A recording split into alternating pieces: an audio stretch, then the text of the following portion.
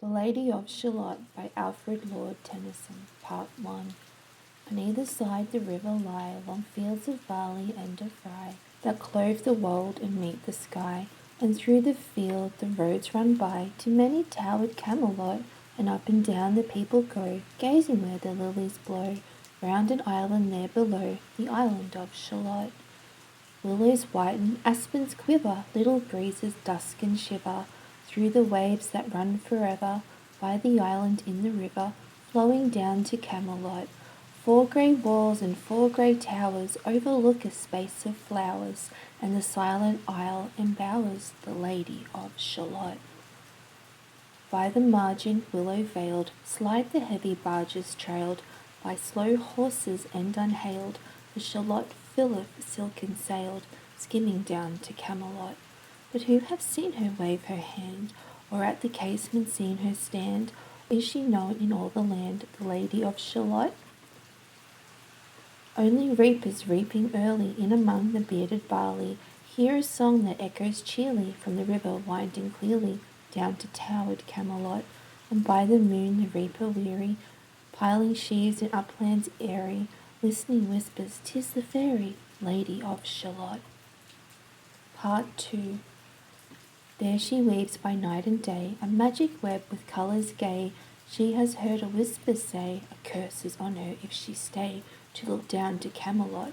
She knows not what the curse may be, and so she weaveth steadily, and little other care hath she, the Lady of Shallot.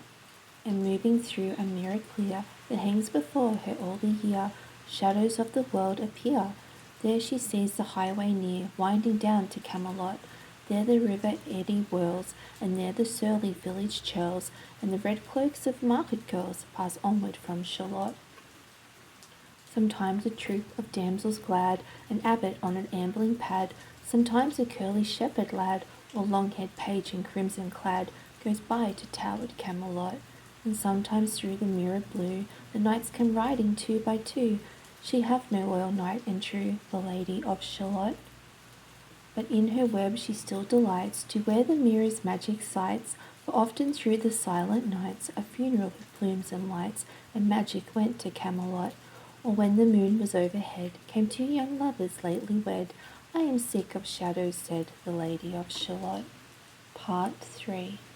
A bough shot from her bower eaves, he rode between the barley sheaves. The sun came dazzling through the leaves, and flamed upon the brazen greaves of bold Sir Lancelot. A red-crossed knight for ever kneeled to a lady in his shield, that sparkled on the yellow field beside remote Shallot.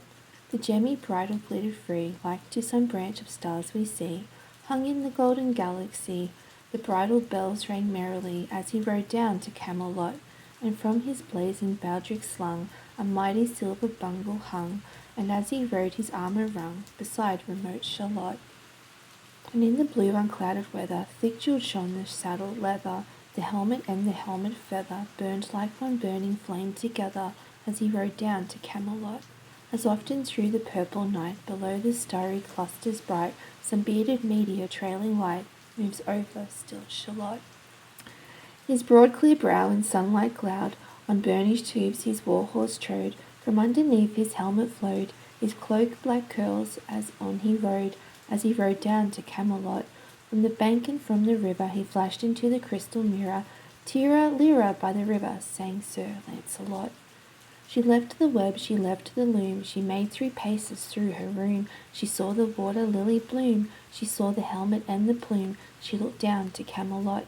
Out flew the web and floated wide, the mirror cracked from side to side.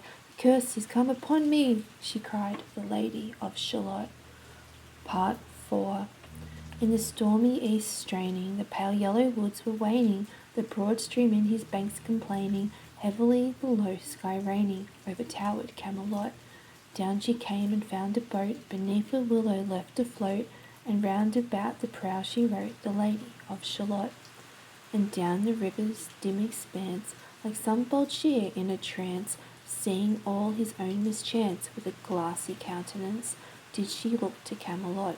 And at the closing of the day she loosened the chain and down she lay, the broad stream before her far away, the Lady of Shallot. lying robed in snowy white, that loosely flow to left and right, the leaves upon her falling light, through the noises of the night, she floated down to Camelot. And as the boat head wound along, the willowy hills and fields among, they heard her sing her last song, the Lady of Shalott. Heard a carol, mournful, holy, chanted loudly, chanted lowly, till her blood was frozen slowly, and her eyes were darkened wholly, turned to towered Camelot. But ere she reached upon the tide, the first house by the water side, singing in her song she died, the Lady of Shalott. Under tower and balcony, by garden wall and gallery, a gleaming shape she floated by, dead pale between the houses high, silent into Camelot. Out upon the wharfs they came, knight and burglar, lord and dame, and round the prow they read her name, the Lady of Shalott. Who is this and what is here? And in the lightened palace near died the sound of royal cheer, and they crossed themselves for fear, all the knights of Camelot. But Lancelot mused a little space, he said, she has a lovely face, God in his mercy lend her grace, the Lady of Shallot.